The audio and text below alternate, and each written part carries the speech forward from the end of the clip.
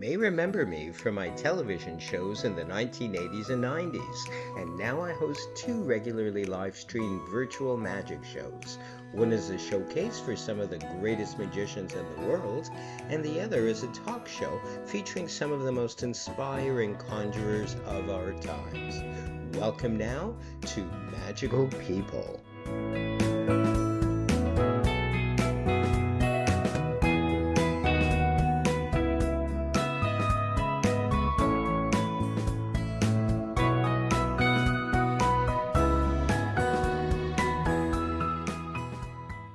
And welcome everybody to this week's edition of Magical People Live with my very special guest. I'm so glad you joined us this day. It's Sarah Crasson, magician at law. How are you this day, Sarah? I am fantastic, and thank you so much for having me. I'm really excited to be here. I'm Let's. so excited you are as well. Before we formally went to air, we were talking about the coolest things, which I hope we'll segue into at some Sure. points in our show, because it kind of raises the level a little bit to the standards of Sarah. How Oh, did you get into magic? How old were you? I won't do that. I promise I won't do that. it's But okay.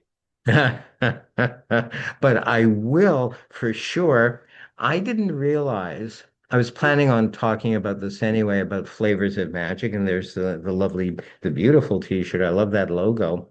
It Thank you. was almost exactly 5 years ago, 2020, September 24th. I remember that, partially because I saw it on YouTube, but partially because it was kind of a turning point a little bit for me, where yourself and I think it was Omar Illusion who did the Mhm. techie work, Yeah. and such a nice guy. I tried to schlep him on today's show, but Oh, I he's probably almost busy, had him. It was probably too. working. Oh, it would have been so fun. We'll get him on a future show. Yeah. Oh, But he's fantastic. You should absolutely get him. absolutely, absolutely. So it was thanks to him and his techie work that made that incredible show run so well. I have a clip. I'm not sure I'm gonna show the And clip because I've edited it. and Yes. Rogue. I have to say Rogue as well. He was one of our assistant producers, and between Omar and Rogue and myself, that was we were the team, It was a and blast. You could it feel was. that too. It was like a family affair, if you will. Yeah, love those guys. And the magic was almost secondary, but certainly a bonus there as well. And that was my very first time performing on Zoom. I think it was during COVID. I don't remember, perhaps a year later. And it's like I didn't grasp the concept of intimacy at that point. Now, isn't the whole idea of Zoom to create a little bit of an air of intimacy so the viewer is right there. So I'm standing there like a putz and I'm doing my thing. I'm doing the usual kind of stage show that I would normally do, not thinking, hello, use the medium, Yeah. let's bring the audience in. But many, if not most of the other entertainers on that show used it really, really well. And from doing close up, I remember several did some close up effects. Someone else floated, it looked like a large bass. Yeah. Um, Yeah, Steve. It was he sent us a clip, and he does a fantastic piece where he's a musician, he's a magician, and he levitates a bass, which is so So cool. cool. You So know so what? cool. You've inspired me as usual. You really have. I'm gonna share that clip that I pieced together from that Okay. very, very first Flavors of Oh Magic. my gosh. And Okay. you look good. You're Oh, the original logo. you're one of the ultimate hosts. So thank It's you the so much for the tank for hosting us. We're very excited to be here. Welcome to Flavors of Magic. I'm Sarah Crasson, Resorceress of the Society of American Magicians, and I'm your host tonight. When people imagine a magician, they often think of somebody in a top hat and a tuxedo or even a cape. But there are lots of different kinds of magicians, and they do many different kinds of magic. Just like painters or musicians, We express ourselves through our art, and for the next hour, a group of magicians have invited us into their home studios so that they can share some divinely diverse deceptions.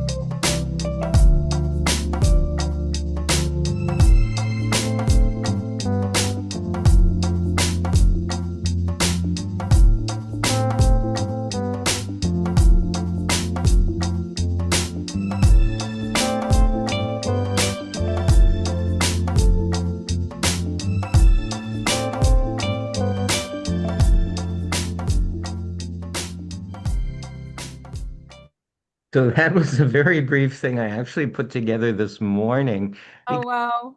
I adore you. I think you're the one of the ultimate professional performers as well, and you honored me by having me be, such as Yeah.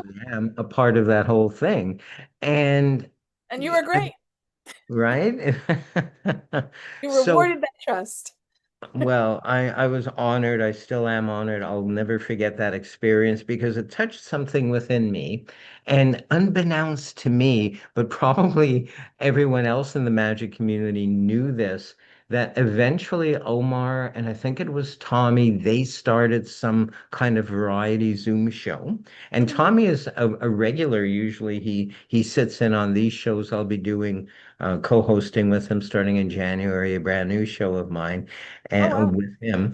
And that was the beginning, thanks to you guys, I believe, of this whole Zoom. I'm going to call it a magical revolution. And well, it's true. We were far from the first, but we did take to it. Um, Yeah, yeah. Tuesday Night Magic, Open Mic Magic Theater. It's still on the air every Wednesday. I think it's in its third or fourth year, of which I'm a regular as well. I'm honored to be part of that. But I will always credit you and Omar, and probably is it, I forget his name. He was on Penn and Teller. You just mentioned him, Roger? No.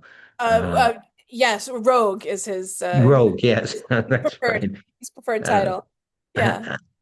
of you guys, I have to credit you guys for really kind of starting this whole thing. So there's a plug, but it's gone live in many during the last several years. So let's chat about that. When is the next one in person? Next show in person, well, we're doing this Thursday, September 18 at Coney Island. We're doing a special show uh, for in honor of the Coney Island Clown School. So it is a public show at the Sideshows by the Seashore Theater. If Oh, if you're in awesome. the New York area, come on down. Then we have our next Flavors of Magic show in Manhattan is going to be October 9. We are the second Thursday of the month from now through the end of the year. Awesome. That's so exciting because it's not just a venue, it's not just a showcase for some of the world's greatest magicians. I'm partial because half my family's from New York, so I'm gonna go there. I think I just did. In any case, it's not just a showcase, it's like a family. And one truly gets that feeling whether they're watching it online or in person. What do you, I'm going to ask you a tough question. What do Yeah. you attribute that to? It's really hard to put a thing like that together, let alone create intimacy and a sense of family. How do you do it? Um, well, I start with this is a passion project for me. It's born out of um, the Black Lives Matter movement during the pandemic, and the I was reading in the newspaper all of the discussions that were going on about the Broadway community and how are the conversations that they're having about how are we doing at making sure diverse artists get access to opportunities. And I thought, well, we should have that conversation in the magic community. How are we doing at that? And out of that conversation, somebody said, well, there should be a show to highlight diverse magicians. And I said, that's a great idea.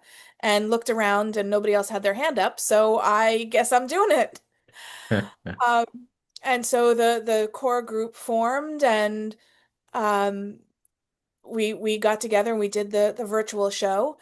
It is a project born of a love of magic. And I love magic and I love magicians and I love people who love magic. And so it's really a very personal thing. And what I look for when I look for acts to put up in flavors is I want to see an act that represents who you are. I want to see you on that stage. Not just the trick out of the book with the patter from from the video. I want to see you. And when you ask people to do that, everybody's there because they really want to be there. They really want to be showing Yes. their stuff off. And they're getting to show off things that best represent who they are. Everybody's there because of passion, because it ain't for the big bucks I'm paying. So, um, and so we're there because we love this. And it comes through. And that's, I don't lead with polish, but passion I've got. I love it. The same, it's the authenticity, I Yeah, think is the whole point, is the each performer being really who they are on yeah. stage. And you can't lose that way. I mean, there's so many, I think we've all felt this before watching either on television or a live performance somewhere, where the magician or the audience doesn't quite connect with them. And I think it's because they're trying to be somebody else rather than their onstage persona being an extension from the inside out of who they truly are. And audiences aren't dumb; they can feel everything. And I believe that you've succeeded Thank you. in doing that and bringing together an incredible cast each time who are being authentic. And you could tell there's a feeling of underlying love there, if not outwardly, and quality, which sometimes is missing in today's performances. Uh, I remember I'm going to say years ago, being of a certain age when I was coming up in magic, and it was hard to attend a live magic show. Now it's almost too easy. It's everywhere. But the quality, there has to be a quality checker somewhere. And I'm going to give you part of that title as well, besides everything else you do. You're a quality checker, if you will. Well, So, I want to have, I want to produce the shows that I think are great shows. And I feel that that's the magic that I want to show to the world, and that's my obligation to my audience. I'm asking people to come and give me the most precious thing they have, which is their time and absolutely. and a little bit of money. Yes, there's money. Money changes hands. It Um, doesn't hurt. but I'm asking people to come and basically trust me. And I want to make sure they're going to have a great experience. And not every audience member loves every act, and that's okay. It's like music. Some people like one kind of music, some people prefer another kind of music. And I compare magic to music a lot because we understand that in our culture, music is multifaceted and there are lots of different genres and styles. And even within the same style, you can like this performer and not like that performer. And, we have opinions on songs, and this song is better, and I don't like that song so much, but this hook and this melody and what we have lots of knowledge and understanding and opinions about music. And the theater going public knows very little about magic. And Yes. so one of the things that I try to do with the show is to show not just diverse people on stage, but to show diverse kinds of magic that you're going to see if you come. you're going to see somebody doing comedy. You're going to see somebody doing manipulation. You're going to see somebody doing mentalism, somebody doing something bizarre. You're going to get a feel that this is an art form. Magic is a tool with which to create theater and express yourself. Absolutely. And how exciting is that? You've got, say, a regular person, or perhaps it's a magician or a family that attends these things. And really, I'm going to wax a little poetic. I don't mean to necessarily, but each performer is taking their audience by the hand and leading them on a fantastic journey, which they don't really have a choice but to suspend reality. It takes them somewhere else, and perhaps it moves them. Certainly, their eyes are deceived, and so many things happen on so many levels. I believe I'm falling in love with magic again. In any case, that's absolutely true. And I'm so excited and grateful that you're still carrying on Flavors of Magic, hopefully for many more years to come. Ooh. And we'll mention the time and the dates again near the end. I want us to sink our teeth into a little bit as much as we can in this context. I want to show Hang your, on, before we move on, if you don't yep, mind, just um of course. the things, thank you so much. So just as long as I have an audience in the room, metaphorically or literally, I mean, Flavors of Magic it is wonderful, and I'm so proud of it. And it's such an exciting and wonderful project. And I do want to this we're in our fourth year now of live shows, which, oh my goodness. Um, and so I am always looking for people who want to perform. Um, and we have, our mission is to promote and foster diversity. We take a really broad view of diversity. BIPOC magicians, LGBTQ plus performers, female performers, neurodiverse, magicians with disabilities, and if there's a category that I haven't thought of yet, educate me. I'm open to that too. Um, you know, and so if you're interested in performing, please do reach out and we'll talk. How So, can they but reach out to you? Let's get that now and at the end as well. Let's say yes, they of want to course. contact you in regards to Flavors of Magic performing. I am reachable about all topics. They all come to the same place. Sarah at sarahcrasson.com is probably the easiest way to reach me. So Excellent. no H. Excellent. And we'll reiterate that again near the end. I'm Awesome. so excited about that. There's very few who can get me excited about certain things like magic and some of its offshoots, and you're one of them. I'm grateful for Thank that, you. Sarah. I So, appreciate it. another thing I'm grateful Yes. for, which is so important, and we'll discuss why, is your book. And I just want to show it off a wee bit. Not too much. No, I'm teasing. There, there it be. Own Your Magic by Sarah Crasson, A Magician's Guide to Protecting Your Intellectual Property. All right, let's jump into it Okay, let's because go. I know we're gonna have a lot to say about it, All right. uh, both of us. Um, okay, there's You promised me you want to fight about something. I don't know what you want to fight about, but I'm looking forward I to don't it. know. I'll find something. Let me get a match and light something. So, there's arguments. There's various camps that say nothing in magic is new. Nothing is new anymore. It goes back to 14, 1500s or whatever.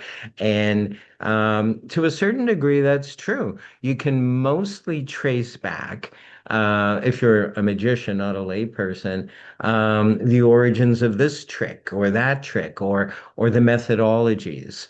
How many I must own about a dozen versions of the Rising card, each one with a different methodology because there's always new techniques or methodologies. But the basic effect of the card or three rising from the deck, sure. That's not nothing new, and it's always about the presentation and what the entertainer lens puts their energy into it to make it entertaining. But there's also the other camp that argues all of this, and they say, oh well, it's an open field. A magician will release this effect. I remember now some details. I might get into it in a few minutes. Okay. It was the inventor, or the, not the inventor really. He does a mechanical dancing handkerchief. And he Okay. was accused by another magician whose name escapes me, probably for a reason, of ripping off his specific methodologies for something else. And I get that. I get that, let's say a magician comes up with a brand new methodology for an effect, either an original effect or an effect that has been seen, but the technique involved is different and original. And what happens in that case when another magician maybe puts a little spit and polish on it or adds this or that a little bit, but basically it's the same methodology, but puts his name to it? What happens? How can the first guy protect himself? Should he? Can he? Help me. Which of those 8 questions would you like me to address first? Yes, please. Yeah. So, you've hit, I mean, this is the quandary for magicians. But they say that there are only 7 original plots and Shakespeare wrote them all, so everything after that is a copy. And yet we somehow, still copyright and license plays all the time. Um, the short answer is that it's complicated. The longer answer is it's really complicated. Um, but here's the basic here's the 30-second breakdown. It's going to take more than 30 seconds, but I'll go as fast as I can. The two main There are 4 main kinds of intellectual property. You've got copyright, trademark, trade secret, and patent. Trade secret applies to very little that magicians do. I know it has the word secret in there. It's very exciting. I'm sorry, it really doesn't apply. Because a trade secret is a piece of secret information that gives you a competitive advantage in your market. So the formula for Coke, the herbs and spices that go on your KFC fried chicken, these are trade secrets. Coke and KFC go to extreme measures to keep their secrets private. And what that gets you is protection against, say, a disgruntled employee stealing the information and selling it to a competitor. Magicians don't have trade secrets like that. Magicians can generally figure out or purchase other magicians' secrets. Even if they're not for sale yet, they're sitting on a table backstage, and a whole lot of people have access to them that haven't signed non-disclosure agreements. So trade secret sounds really good, but not usually applicable. Copyright. Love me some copyright law. Again, incredibly complicated, but actually applies to magic in some really interesting ways. Copyright gives you a monopoly right, the ownership over your expression of an idea. The important thing is it's your expression. So if you take all right, Shakespeare wrote Romeo and Juliet.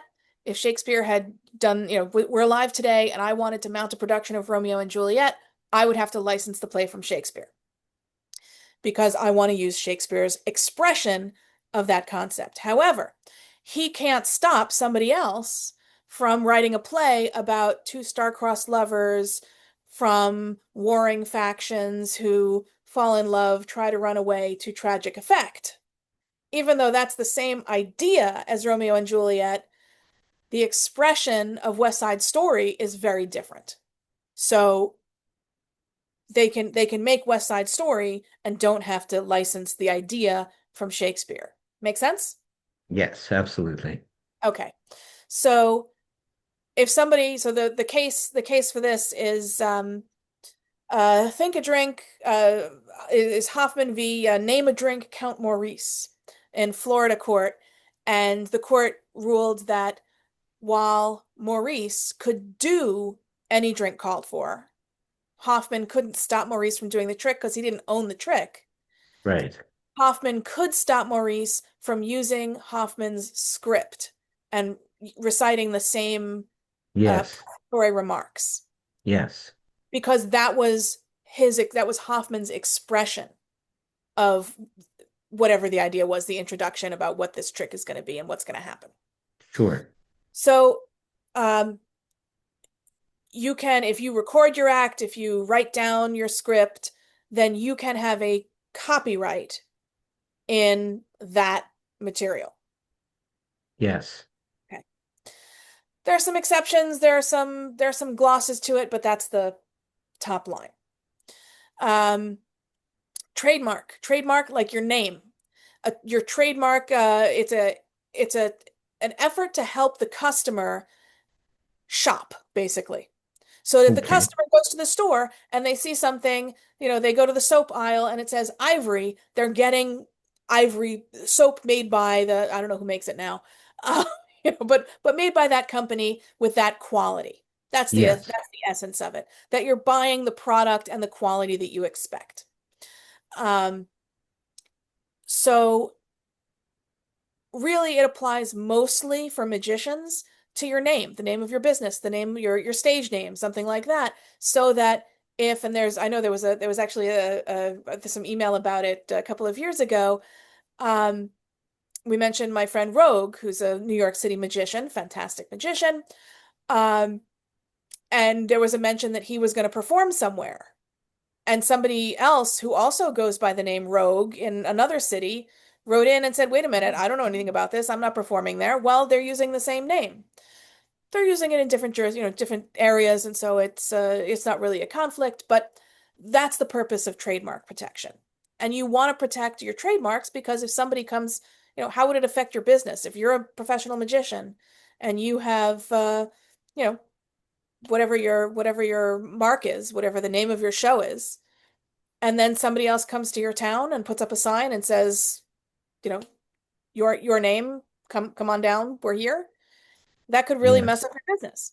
If you have a trademark you registered on your name, then you can reach out to the theater, the hotel, wherever they're doing their show and say, by the way, that's my trademark and you're advertising my trademark and you're not authorized to do that. And they don't want a piece of that lawsuit. They don't want a piece of that problem. Oh, sure. They will most likely stop it. Um, so then we get to the patent, which is what you were really getting to with this mechanism. So a patent is a monopoly right that you get over the device, a mechanism. And what happens, you register, you request a patent, you apply for a patent, and you send the US Patent and Trademark Office, assuming you're in the US, um, and you write all this information down about how it works, what it does. You send in drawings, and then they will send you, the certificate that you have a patent in this device. That gives you a 20-year monopoly to manufacture, use, or exploit this device. Okay. However, to get the patent, to get that monopoly, it has to be new, non-obvious, and useful. It's got to actually do something. It can't have been done before, and it can't have been like an obvious addition to something that already exists. Ah, You can't yes. just take something that already exists and put a hat on it and say, now I want a monopoly, please. It's got to Yes. be some sort of leap forward. So there are some magic patents. It's kind of a weird area. Not a lot of magicians get patents because they are public and you give up the secrecy in exchange for getting the monopoly rights. So not a lot of Yes. magicians want to apply for it and give up the secrecy. It's also only good for 20 years, and a lot of magicians want to hang on to it for longer than that. And they think that they'll do better just keeping it secret. It's also expensive and sometimes complicated to get a patent because those are finicky applications to fill out, and you need the drawings and you need the descriptions, and it's all very it's a very specialty area of the law. The flip side of that is that, you're sending this to the US Patent and Trademark Office. The the patent officers who review this stuff, they don't know anything about what exists in the magic world. They have no idea what's out there. So the review of these applications, I suspect, is a little I kind of want to say haphazard. But they're not experts in this field. And so if something is not patented and they don't, they're not aware of it, um, how are they going to know the difference between Golden got a patent on his device for a sawing. And well, what about the thin sawing? Is that the same? Is that different? What about Clearly Impossible, which is a clear box? What about the laser sawing? What about the buzz sawing? What about the little reciprocating, the little hand saw thing? The sawing without a box. Are those the same? Are they different? Are they sufficiently new and non-obvious? Or are they a small, obvious step from what has existed before? How can you expect somebody who works for the Patent and Trademark Office to know about that? Oh, sure. So, Oh, sure. It gets tricky. yeah, so it's a really interesting area, and it happens so rarely, and there are a few controversies about this, and there are a few lawsuits. Of course, most lawsuits settle, so we never really get a court decision on this stuff. It doesn't play out all the way, so it's hard to know exactly where the lines are. Ah, interesting. So this is something I did years ago when I wasn't working as a professional magician, back in the early 70s or so, but as a professional cartoonist. And I would send out to all the syndicates in the States and Canada. There were far less in Canada. My ideas, I'd be very specific, and I would always send it to myself registered mail in order to copyright it. I don't think it was a trademark thing, but I always did that just in case somebody copied something. Not the jokes, because the jokes were broad jokes and I would never claim intellectual property over a joke, but over a design, specific characters, a style, maybe not, because my style was pretty broad as well. And so that's what I did. No one ever copied. I think Mad Magazine copied one joke that I had submitted to them. I'd submitted a dozen different jokes, gag panels, we call them one panel things. I'm not. I think in my 20s. I'm not about to sue Mad Magazine because they stole one joke of mine, which I'd never seen anywhere else. I was a big fan of Mad Magazine. However, fast forward to the magic world. And as you probably know, I publish a lot of magic books, fiction, nonfiction stuff. I've recently veered into horror fiction as well. But my last two books got very specific, and they're on Amazon about tricks I believe are original. That myself and she's usually the co-host of this show, but she also is my partner in magic, so to speak. She helps on these Zoom shows. We do a thing together, and I've not seen. I've been into magic many years, and I've not seen some of these techniques. I'm not worried about other people copying them. I'm sharing. I'm putting out because hopefully someone will run with it and turn it into something even better. Mhm. But my question is, in such a long-winded way, Sarah, does publication have anything to do with a little bit protecting me? Like, can my ego say down the line, oh, if you check this issue of Mum Magazine as another example for me, or one of my own books on Amazon, I did have that idea back and so much, and I'm glad someone ran with it. Can I do that? I'm gonna do it, but it Can, doesn't can you, protect me legally in any way, does it? well, okay, so you asked me a couple of different questions in there. Can it be nice for your ego to point to an article that you wrote where you put forth an idea and said, "Oh, somebody took that and did something with it"? Absolutely. That's an exciting moment where somebody has seen your idea and takes it, and I mean, I've seen it. If somebody quotes my book or cites it somewhere, or articles that I wrote, and say, "Oh, well, Sarah Crasson said," and "Oh, yeah, sure, that makes me feel really good." So yes, that's excellent for the ego.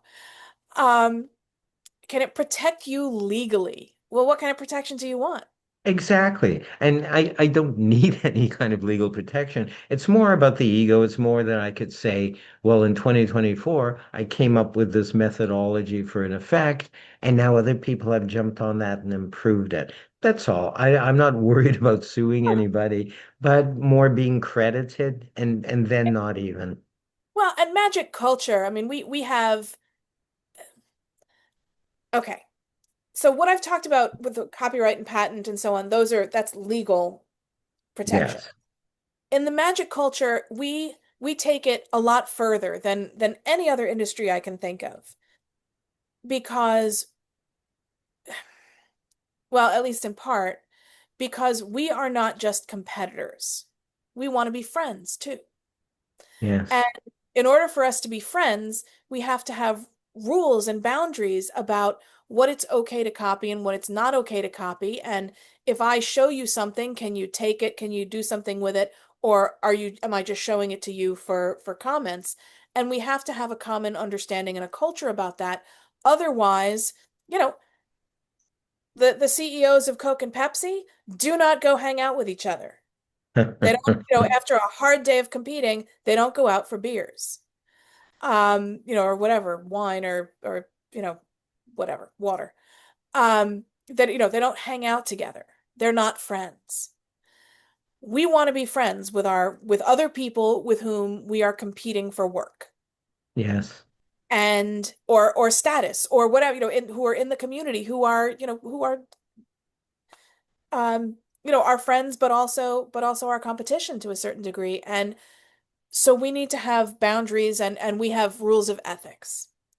And so we create rules about, we'll say, well, you can't copy somebody else's stuff. And if somebody publishes something in a magazine or a book and you buy the magazine or you buy the book, then you're allowed to do it. But if you haven't bought the book or you haven't bought the prop, you're not allowed to do the trick.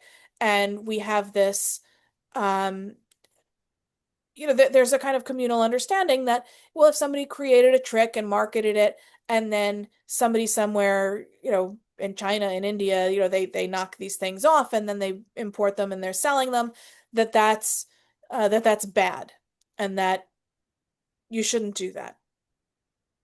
And that's an ethical thing because legally there's nothing stopping somebody from doing that. If there's no, if there's no patent, they can take it. They can, that's competition in the free market. Yes. Yes. Um, and if you've made a thing at, if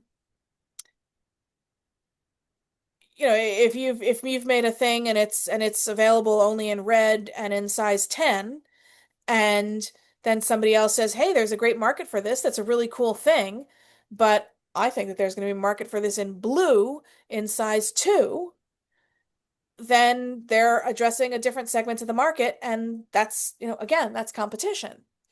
So there are some tensions there. And I think that the community generally falls on the side of the reason that we want to support and buy the original stuff from the originator, because we want to support these originators in creating new stuff. We want to keep their brains in the community and we want to keep them happy and fed and creating new material. And we have unfortunately lost some fantastic thinkers about magic because Yes. they got frustrated with seeing their stuff knocked off and they said, forget this. I'm gonna go spend my time and energy doing something else, because why should I spend all my time and energy creating things for this when I'm gonna sell five and then they're gonna buy the knockoffs. And that's the free market too. Oh, sure. So we tend to go in that direction. I mean, there are arguments both ways in terms, if you look at luxury goods, um, the people who buy the knockoff, the very expensive purses, and they go and they buy knockoffs. They're not really competing because the person who buys the $40 purse, off Canal Street, it's not, they're not thinking, well, I could spend $40 on this purse or I could spend $4,000 and buy the real one. Which one shall I do? They're not making that decision. They're not in the market for a $4,000 purse. Yes, And absolutely. Hmm. I think, and what I've been reading is that that person, should they at some point have $4,000, they're going to go buy the $4,000 purse. Absolutely. They're a Absolutely. prospective customer. They just can't buy the real thing right now, and so they want a taste of that. They want to feel it. Um, and they want to feel, a taste of that luxury, and so they buy the knockoff. Sure. Absolutely. Um, and so that's a prospective customer of the luxury brand. Then there's the argument that, hey, the luxury brand, their copyright, their branding, their trademark is on these things. And so if you see something with the Chanel trademark on it, then it should be Chanel quality. And the ones that are Yes. being sold on Canal Street obviously are not. Um, and that having the product be hard to get and rare and expensive is part of the cachet of owning it.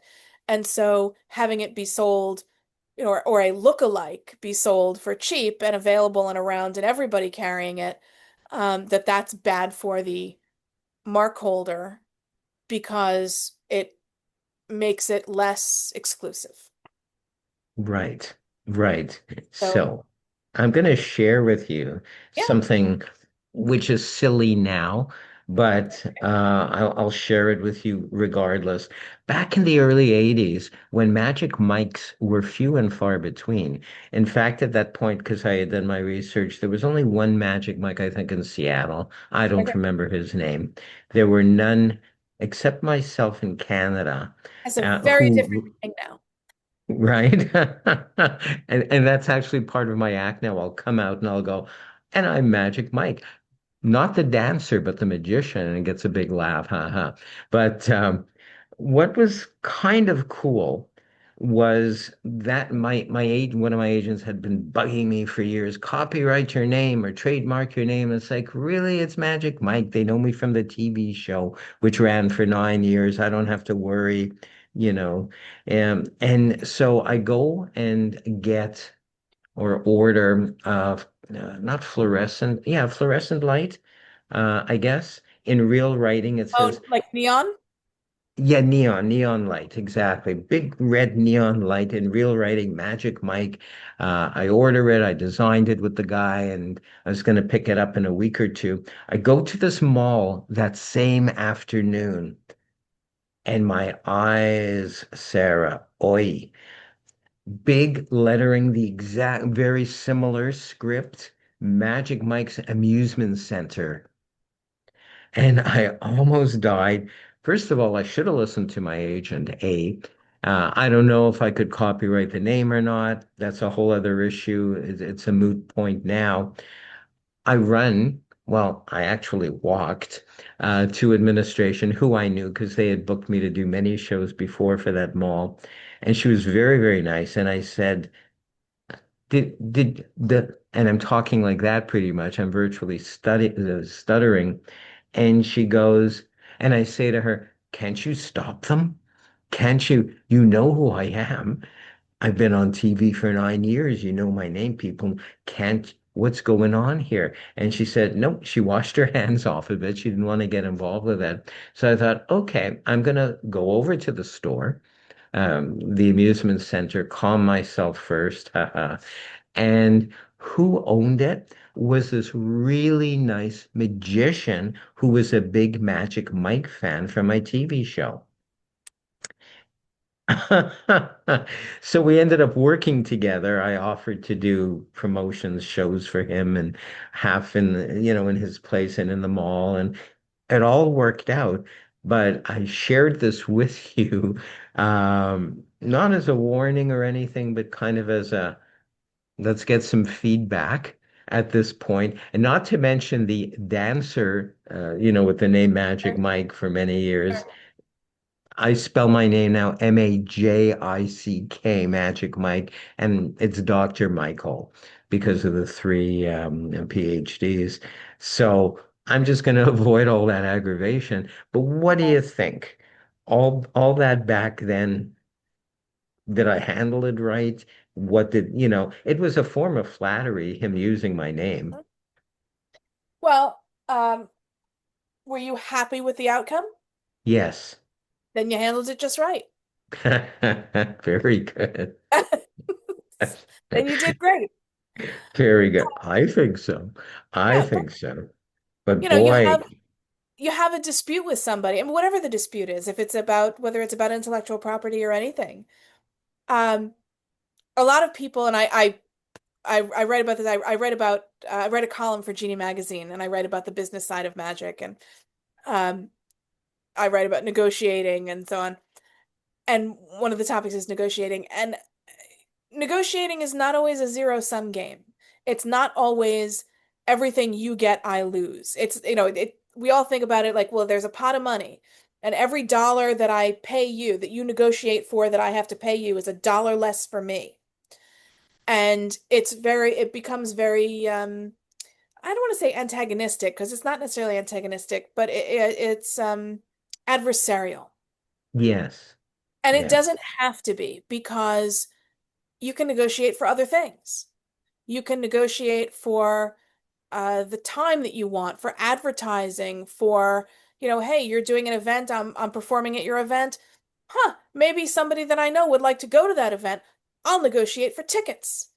Whatever it is, it's there's all kinds of things that you can negotiate for. Um, the photographs from the event, whatever. So it's really infinitely flexible. And if you understand what their goals are, then if you talk to each other and say, well, what's important to me, what's important to you, and how can we figure out, you may be able to figure out a solution where everybody feels like they win. Oh, sure. Absolutely. So, it's negotiating can be complex, but it's infinitely flexible. Very good. Very good. Yeah. I would be remiss if I would not share another aspect of who you are. There are many, and that's one of my favorites, the magic part. I want to share your sizzle reel, if I may, Oh, sure. Yeah, please. and then we can chat about the Okay. magical, the Okay.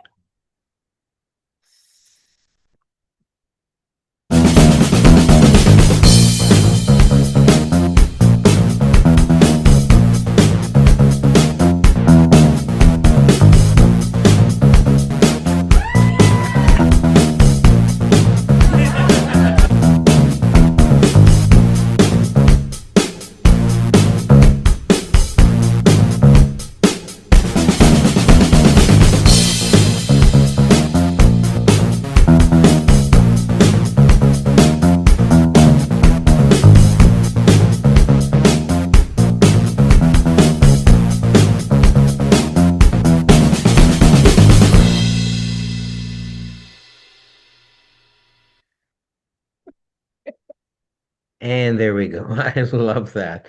You were struggling in that straitjacket. It reminded me of my first marriage. No, we Not won't. touching that one. Yeah, yeah, we won't get into that. I'm a prisoner. In any case, I love that. I would have been remiss if we didn't talk about Oh, thanks. you and your magic. I love the little teddy bear. I love Bamberg. That name might sound familiar to other people for other reasons.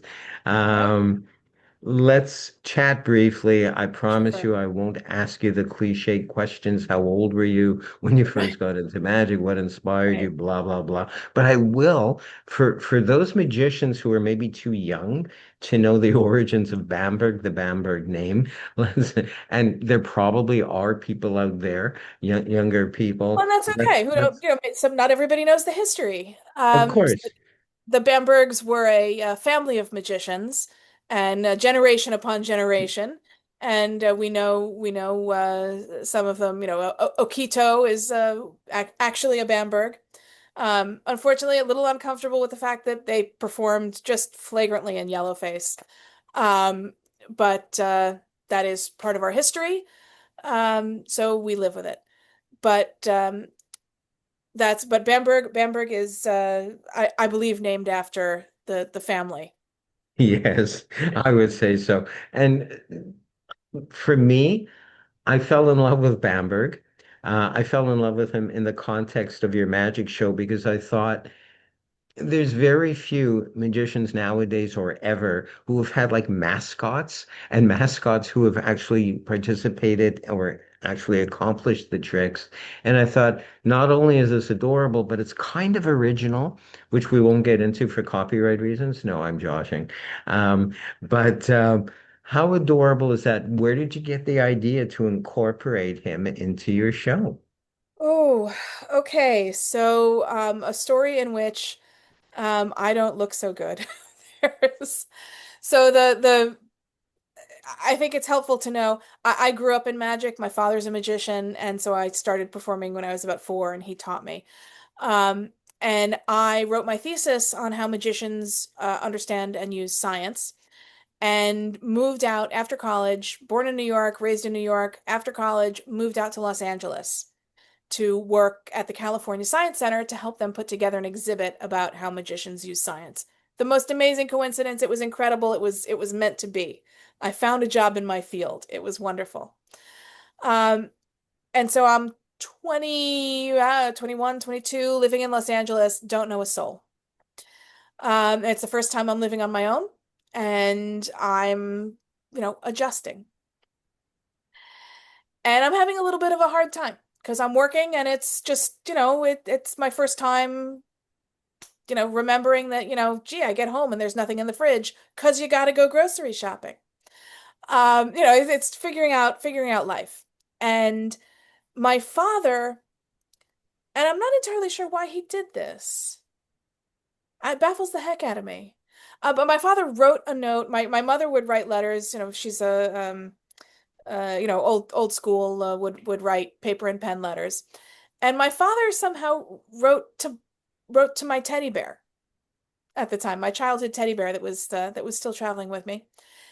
And he's, oh, so how are you doing? And I wrote back as the teddy bear, saying, oh, I'm doing okay, but it's a little lonely, and I don't really know anybody here. And my father returned and said, well, what do you mean you're lonely? Sarah doesn't take you to the museum. She doesn't take you to the Magic Castle, because I was going there all the time. Tell her you want to go. So the gauntlet had been thrown. And so I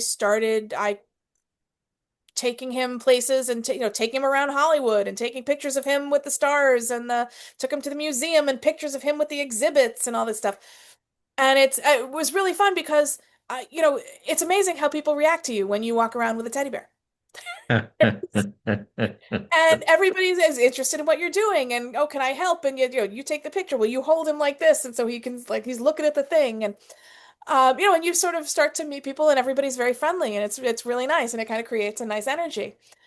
Um, and you just kind of lose this inhibition. Like, I'm with here with a teddy bear. Yeah, you have anything you want to say about that? No. And there's this fun to it. And so I sewed him a little tuxedo because, if I'm going to take him to the castle, he's got to be dressed appropriately. Um, and I took him to the castle, and I used to roll around the castle with him. And I loved, I guess a lot of people were doing card to wallet at the time, and I love card to wallet. I love that trick. There's something about that. It's like a child with a Dr. Seuss book. Yes. Um, that's that the card is gone. And in here, in my pocket, I have a wallet, and the wallet, there's a compartment, and then there's an envelope, and the zipper, and in that is your card. And I Yes. love it. I love the build to it. I love the repetition. And I was cheesed off because I cannot do card to wallet because women's jackets do not have a pocket. Do not have Ah, a pocket here. yes. And even if they did, I cannot carry a wallet in a breast pocket because A, it looks really weird because women don't do that, and B, it will not hang properly on my body. It's gonna Yes. look weird and uncomfortable and bulky. So I was peeved. And I thought, you know what? I don't have a jacket with a pocket like that, but I could put a pocket in his jacket. And so I created a magic trick where it was a version of card to wallet, and it appeared in a little wallet in Bamberg's breast pocket. I love it. And so and the rest, as they say, was history. I started performing with him, and created.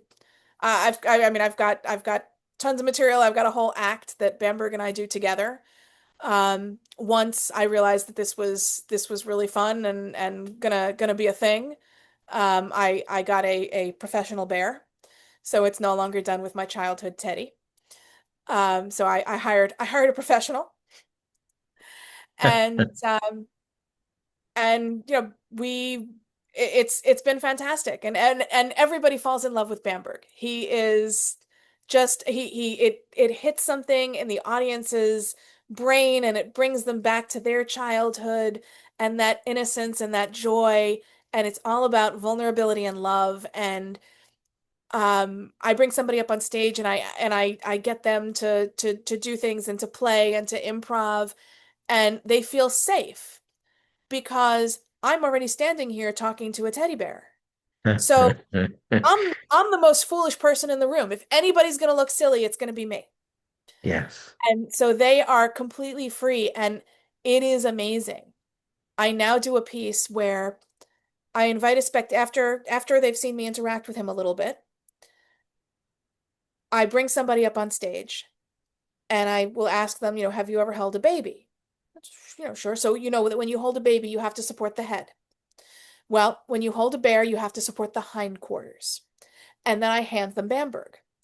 And they will hold him like he is precious. It's beautiful. And then I will step away from them a little bit, and I'll start talking to Bamberg. And I will ask Bamberg questions. And the audience member realizes that they are now Bamberg. And they will start manipulating him to nod, to shake his head, to react to things. Love it. And they will perform Bamberg. And it's amazing. Oh, that's transformative. That is awesome. It's it's so joyous, and the audience knows this is one of them. He's figuring things out. This is a once in a lifetime event. This is never going to happen again the same way. Yes, And the audience member then helps Bamberg read my mind and then helps me read his. I love it. And there's something so fantastic about it. And it also lets me use different sides of my personality. I get to play two characters on stage. It creates conflict, it creates drama. You know, conflict is everything, and one of the problems in Magic, in my opinion, is that the stakes are often very low. If you pick a card, if I can't find the card, who cares? There are no Yeah, stakes. It yeah, doesn't yeah, matter. yeah. I look a little embarrassed, fine. But now I've got another person, another character on stage, and what I want to do and what he wants to do are different things. And the audience believes in him so much they start rooting for me because I'm the underdog. He's the one, in control, who wants to do things, bigger, more dangerous, set it on fire. And it's wild. It just creates this wonderful atmosphere, and the audience, everybody falls in love with him. No doubt, no doubt. I did, and that was just virtually. It must be an incredible experience firsthand in person. And It is a little let's, heartbreaking though sometimes. It is a little hard on the ego when we're sort of saying goodbye to people, and all the performers are saying goodnight to everybody, and everybody wants to shake Bamberg's hand and scratch Bamberg's ears, and nobody looks at me. uh, you've Like succeeded though that like way. intellectually, I know that's for me, but sometimes emotionally it's a little hard. You're competing with your own A little bit, teddy bear. a little Oh. bit. For the audience's love. I am competing for the audience's love with the bear, and I lose. That's a whole comic strip or TV series, I think. And then it veers into the dark side a little bit because I won't go there. No, Bamberg no, comes to no. life. It's all no, no, it's all joy. It's all love. Even though we Yeah, compete, um, wouldn't hurt a bit of fluff on his of bare belly. course. Of course. Um, but I have people come up to me. I've had magicians see the show, and I've had magicians come up to me after the show and say, "Oh, that was great. I have a teddy at home. I'm gonna do that." Uh-oh. And that's you hear that, and it's a punch in the gut. I mean, that's there's, but I've thought about it a lot, and I'm not really worried about it. And it's I mean it's because what they really when they say that, what they're really saying is that was fantastic and they wish it was them. So Yes, absolutely. like, okay, I get Absolutely. that. So you're really trying to give me a compliment, and I get that. Um, Absolutely. and also, I don't. own the idea of working with a, okay, he's not here, an inanimate object. Oh, Oh, well, I had to check. He wasn't here. Um, he's out today. He's got a gig somewhere. I don't know. The so I don't own the concept. I can't say you're not allowed to play with yeah, this of idea. course. But two things. First, you've got to be able to get up on stage with a stuffy and have it not be weird. And I think the number of people who can do that is pretty small. Yes. And two, the amount of work that it takes to make that work, both the script writing, the character work, the drama skills, I mean, the amount of work that takes is enormous. Oh, And if sure. you're willing to put in all that work, then, A, you've made it yours, and two, you deserve to take your crack at it. Absolutely. So Absolutely. it is, that's very hard to hear, like, oh yeah, I'm gonna go copy exactly what you're doing. But really you're not. I know that you're not. Oh, So sure. It's flattery. It's absolutely a no, it's form of what flattery. you mean is that you really liked it. It looks like we've come to the end of our show. I don't believe it. We could probably go on for hours and talk about stuff we spoke about off camera, which that could be a whole other show as well. We do I, that. right? So let's say folks want to get in touch with you, Sarah. How can they once again? Sarah at saracrasson.com. That's SARA at SARACRASSON.com. I'm also on, all the usual social places. Sarah Crasson on Facebook, on Instagram, Magician at Law. I love it. You reminded me. Thank you for that. It's like I forgot to write magician at law in that first promo. Well, Yikes. it's a new act that I've put together, and so I do now have an act that I do that's all about it uses magic and illustrates things that lawyers do. Very, very cool. If you guys get a chance, also, if you're a magician and you're worried a little bit about copyright stuff, read her book. There it is right there. Own Your Magic by Sarah Crasson. Sarah, is it J. Crasson? Sarah J. Crasson, yes. Yes. Forward by Excellent. David Copperfield, available on Amazon. Love So, it. Love it. Thank you so much for joining us this day. I'm looking forward to the next time you come on the show, me which too. Let's do this again. We'll yeah. fight, we'll argue next time. Absolutely. Be well, stick around, even though you won't be on the screen. Maybe some people will have questions off Yes. camera. So I'll say thank you once again. We'll see you soon, Sarah Crasson. And I want to thank all of you out there for joining us this day. Just a reminder, we're here every Saturday at 1 p.m. LA time, 4 p.m. New York time, 9 p.m. UK time, and the next day, 6 a.m. Sunday Australian time. And my other show, the Friday Night Wizard Emporium, is the first Friday of every month, but I'll give you guys fair warning. We're just dotting the I's and crossing the T's for my next batch of performers, about a dozen of them or so, that they're awesome and they're going to be awesome as well. And I'm looking forward to, thank goodness, Open Mic Magic Theater. Look it up on Facebook. It's also on the same time every Wednesday, 1 p.m. LA time, 4 p.m. New York time, 9 p.m. UK time, and the following day, 6 a.m. Australian time for some of the world's greatest magicians. It's hosted by Kevin Peel and Robina the Enchantress, who coincidentally also come on my Friday night shows as well. That's about it. I'm so glad you guys came to visit with Sarah and myself. I'm sure you loved it. Thank you all very much. We'll see you all next time.